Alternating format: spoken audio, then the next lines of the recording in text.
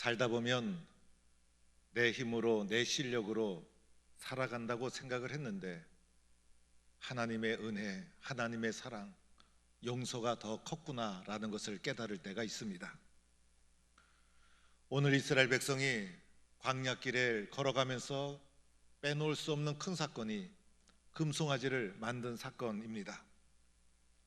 모세의 인도로 애굽 땅을 떠난 지 3개월 되던 때에 시내 광야에 이르게 됩니다. 이곳에서 하나님과 이스라엘 백성이 계약을 맺게 됩니다. 이것을 시내산 계약이라 부릅니다. 시내산 계약의 요지는 나는 너의 하나님이 되고 너는 내 백성이 되리라.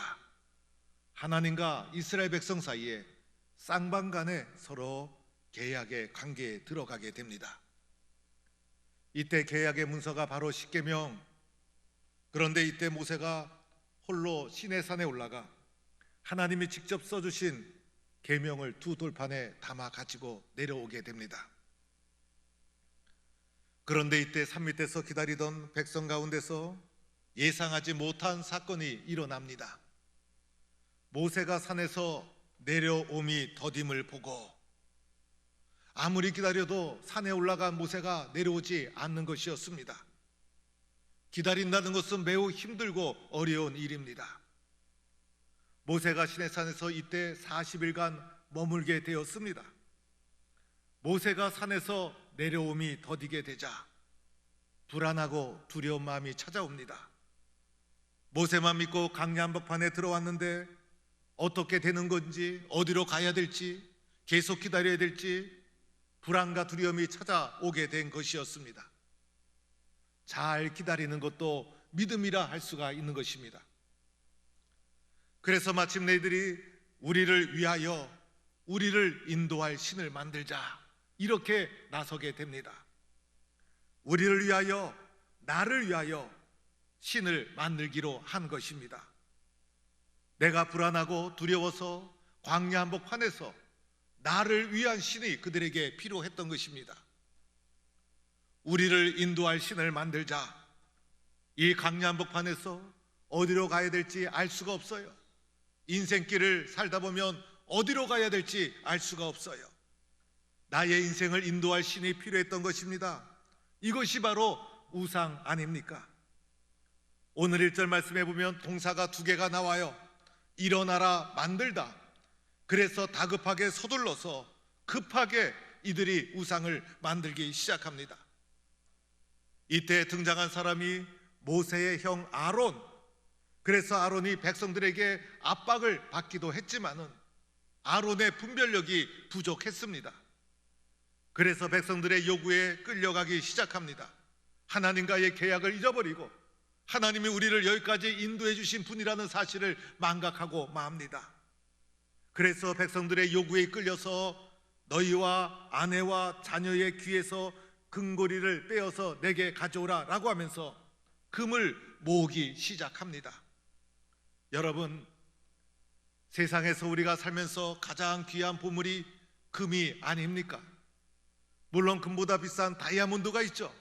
그러나 가장 보편적이고 가장 대중적이고 소중한 보물은 역시 금이라고 할 수가 있습니다. 금을 싫어하는 사람이 어디에 있겠어요? 그래서 금덩어리를 두면 다 싫어할 사람 없고 다 기쁨으로 좋아하지 않겠습니까?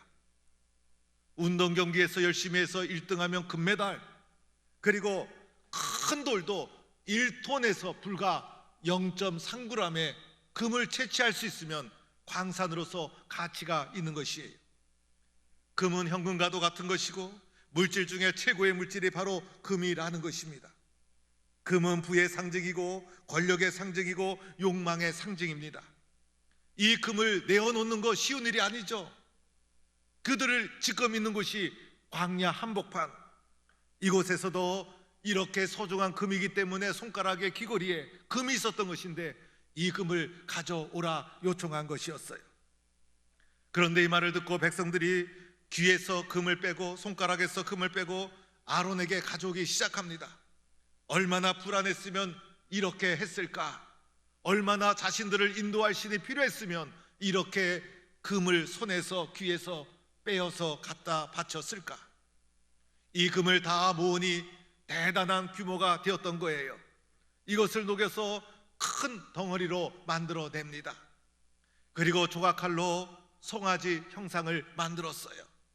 이 송아지가 보통 송아지 크기만은 되지 않았을지라도 상당한 크기의 금송아지가 만들어진 것입니다. 번쩍이는 금송아지를 보는 순간 사람들의 눈이 다 휘둥그레졌을 거예요. 얼마나 화려했을까? 얼마나 든든했을까? 화려하고 번쩍번쩍 빛나는 금송아지를 만들어 그들 앞에 내어놓게 됩니다. 그런데 중요한 것은 이 금송아지를 가리켜 이스라엘아, 이는 너희를 애굽 땅에서 인도하여 낸 너희의 신이로다. 이 금송아지가 애굽 땅 종되었던 너희를 이곳까지 인도하낸 신이로다라고 하면서 이 금송아지가 바로 여호와 하나님이다. 이 금송아지가 너희를 인도한 신이다. 이 금송아지가 앞으로도 너희를 인도할 것이다 라고 하면서 이 금송아지에게 의미를 부여했다는 것입니다. 눈앞에 보이는 번쩍이는 금송아지를 보면서 이 말을 들었을 때 얼마나 백성들이 든든하고 믿음직했을까? 제단을 쌓고 공포를 합니다. 내일은 여호와의 절일이다. 그래서 그 다음날 번제를 드리고 화목제를 드리고 백성들이 모여 앉아 먹고 마시며 일어나서 뛰놀더라. 불안과 두려움은 다 사라지고 광란의 잔치가 벌어지고 만 것이었습니다. 여러분, 우리들은 내가 믿는 하나님이 어떠한 분이신가를 잘 이해해야 합니다. 내가 믿는 하나님 어떤 분인가 잘 분별해야 되는 것입니다. 금덩어리를 만들고 이것이 우리를 인도한 신이다라고 했을 때 그 백성들은 다 광란의 춤을 추고 받아들였던 것이에요. 우리가 믿는 하나님, 보이지 않는 분이십니다. 보이지 않는 하나님을 믿는다는 것이 우리들에게는 매우 어렵고 힘든 일입니다. 이 보이지 않는 하나님이 우리와 어떻게 관계를 맺으시는가? 보이지 않는 하나님이 우리와 관계를 맺으시는 방법이 바로 말씀이라는 것입니다. 우리는 말씀으로 우리에게 다가오시는 보이지 않는 하나님을 믿는 것입니다. 모세가 시내산에 오른 것 말씀을 받기 위해서였어요. 모세도 하나님을 보지 못했어요. 하나님의 임재의 현상을 체험했을 뿐이에요. 하나님께서 천지를 창조하실 때 말씀으로 창조하시고 아브라함을 부르실 때 말씀으로 부르시고 하나님은 형상이 없으신 분, 보이지 아니하시는 분, 말씀으로 우리에게 다가오시는 말씀의 하나님, 이분을 우리가 믿고 있다는 것입니다. 보이지 않는 하나님을 믿는다는 것이 때로는 어렵고 힘든 일이 됩니다. 왜냐하면 사람의 욕망은 보이는 것을 추구하기 때문입니다. 보여야 믿을 수 있고 보여야 마음이 안정되고 보여야 만족이 되고 심지어 모세마저 보이지 않자 불안해하기 시작합니다. 눈에 보이는 금송아지, 최고의 보물로 만들어진 금송아지, 최고의 가치가 있는 어마어마한 금송아지, 이들이 눈으로 보았을 때 얼마나 믿음직하고 든든해 보였을까? 이것이 바로 너희를 인도한 여호와 하나님이다 라고 했을 때, 이것이 앞으로도 너희를 인도할 것이다 라고 말했을 때 보이는 금송아지를 보고 환호를 지르고 춤추고 광란의 잔치를 벌였던 것입니다. 이와 같이 인간의 욕망은 보이는 것을 따라가고자 하는 욕망이 있습니다.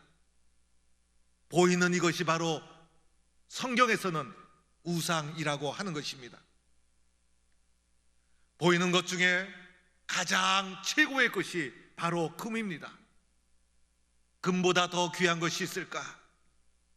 금처럼 내가 좋아하는 것이 있다면, 금처럼 여기며 내가 추종하는 것이 있다면, 보이는 금덩어리와 같은 것도 우상이지만은 금처럼 생각하며 내가 따라가는 것 또한 우상이라 할 수가 있습니다.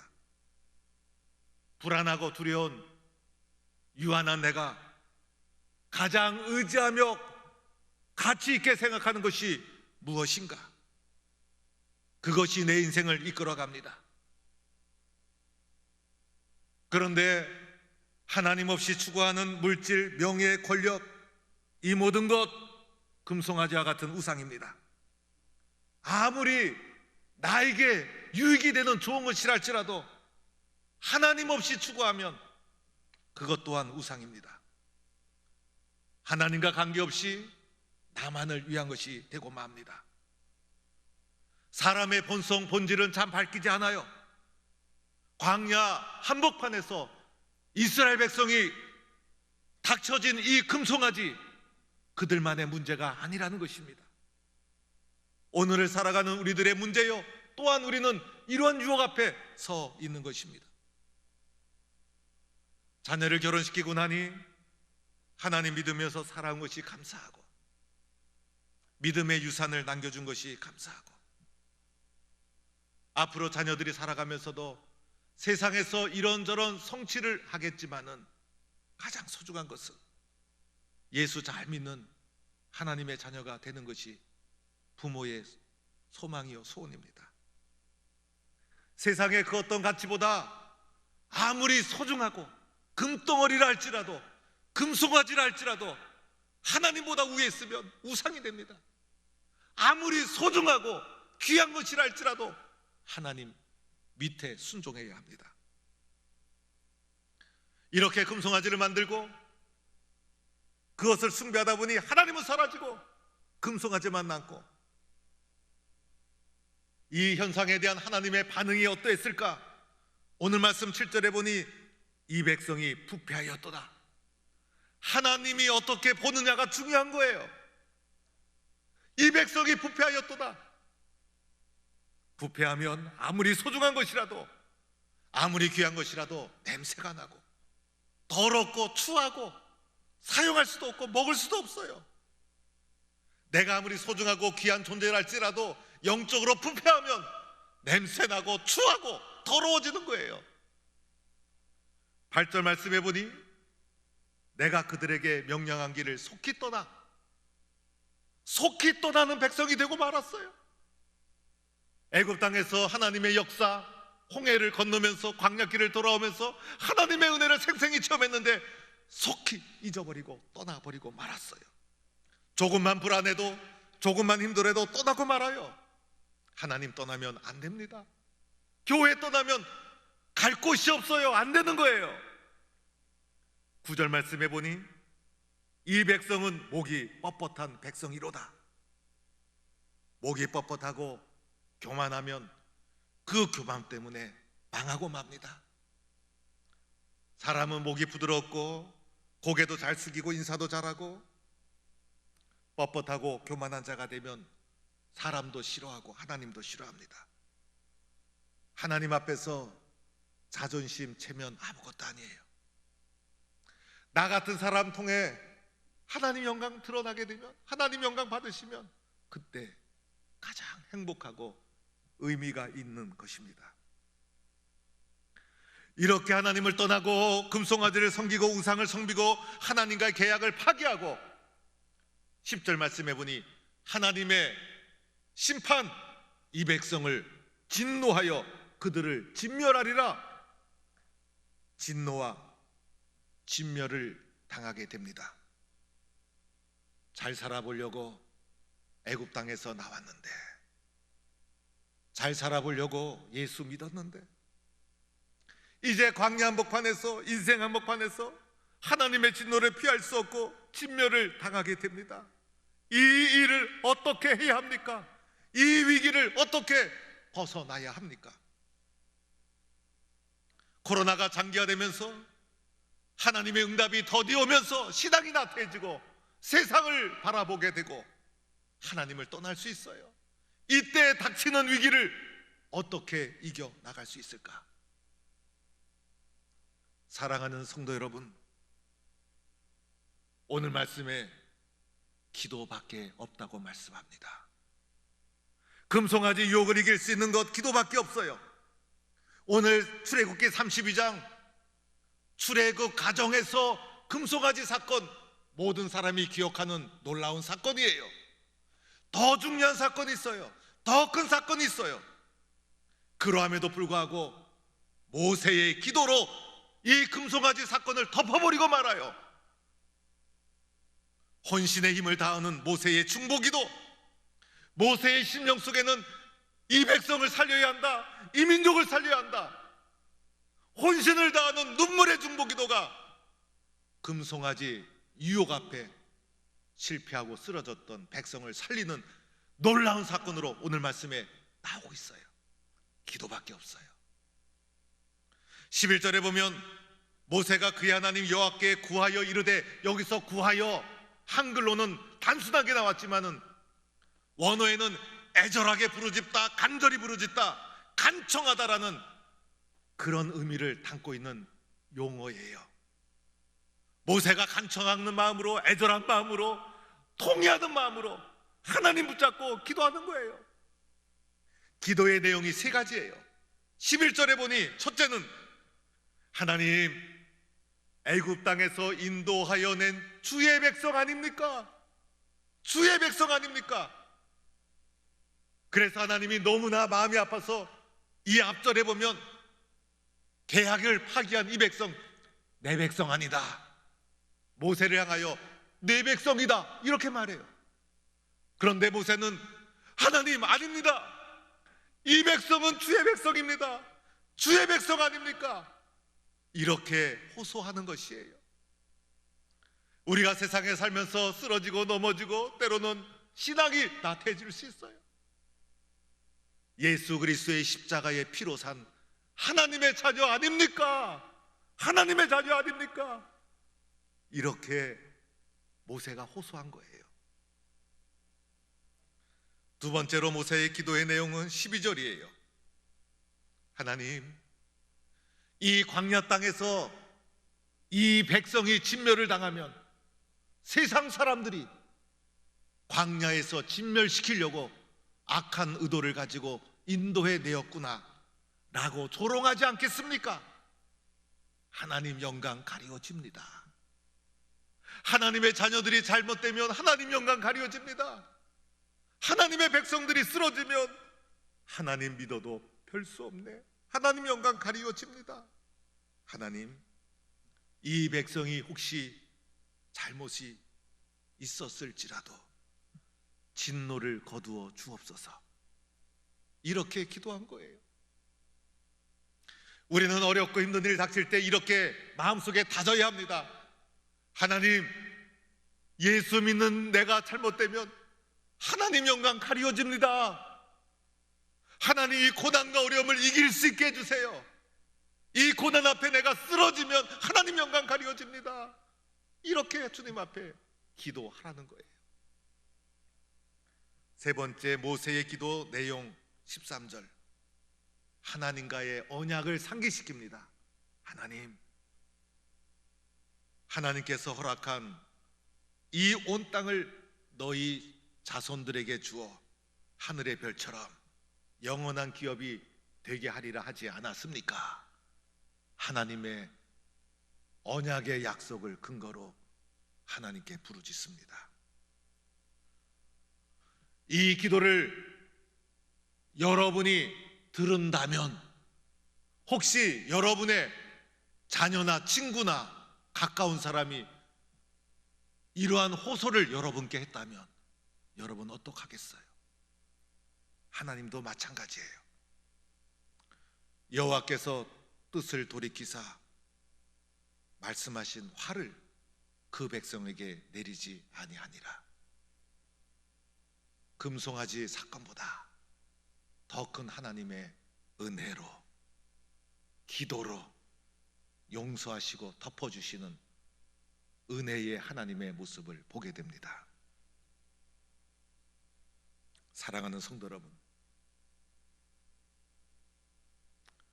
얼마 전에 서울에 회의가 있어서 갔다가 아버님 집에서 하룻밤 자고 내려온 적이 있었습니다.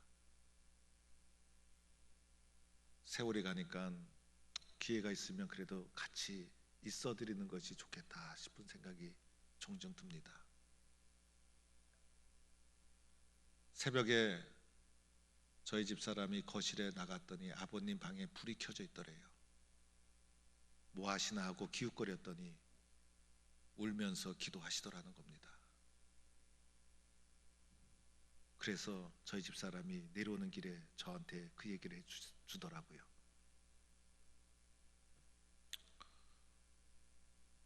어머니의 기도도 고마운데, 어머니는 늘 기도한다고 하셨으니 기도하는 줄 알고 있었지만은 아버님이 기도하시는 그 모습을 듣고 보고 오니 얼마나 고마운지. 남는 것은 기도밖에 없고 기도해 주시는 분이 있다는 것이 얼마나 고맙고 감사한지. 교회도 마찬가지 아닙니까? 기도해 주는 분이 있다는 것이 얼마나 고마운지. 기도해 주는 분 때문에 일어서는 것이고, 기도해 주는 분 때문에 회복되는 것이고, 기도해 주는 분 때문에 이길 수 있는 것입니다. 기도해 주는 교회가 고맙고 기도해 주는 성도가 너무 고맙습니다. 저 또한 마찬가지예요. 성도들이 저를 위해서 기도해 주는 것마다 얼마나 힘이 되는지. 무슨 능력이 있어서 이 재단을 지키겠어요? 기도해 주시니 그것이 힘이 되어서 교회를 이끌고 있는 거예요. 성도들 몸이 아파서 병원에 입원하고 돌아오면 제 손을 꼭 잡고 기도해 주셔서 감사합니다.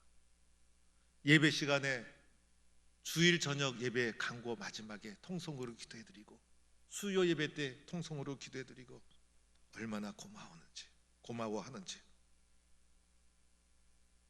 우리 모두가 하나님의 자녀여 주의 백성인데 기도로 이겨나가야지. 기도로 서로가 힘이 되어야지. 세상에서 때로는 쓰러지고 넘어질 수 있어요. 더 큰 기도로 덮어주어야 합니다. 강력한 기도의 끈이 우리를 묶어주고 있다면 이기지 못할 일 아무것도 없는 줄로 믿습니다. 교회는 기도하는 공동체예요. 기도하다 교회가 생긴 거예요. 성령 체험하고 베드로의 오순절 설교가 있었지만은 베드로의 오순절 설교 전에, 성령 체험 전에 기도하는 공동체가 있었어요. 기도하는 공동체. 교회의 영적 체질이 기도예요. 기도. 그래서 교회는 기도하면 신이 나고, 기도하면 힘이 나고, 기도하면 능력이 올라가고. 그러나 기도가 사라지면 교회는 교회 같지 않아요. 교회의 영적 체질 자체가 기도예요.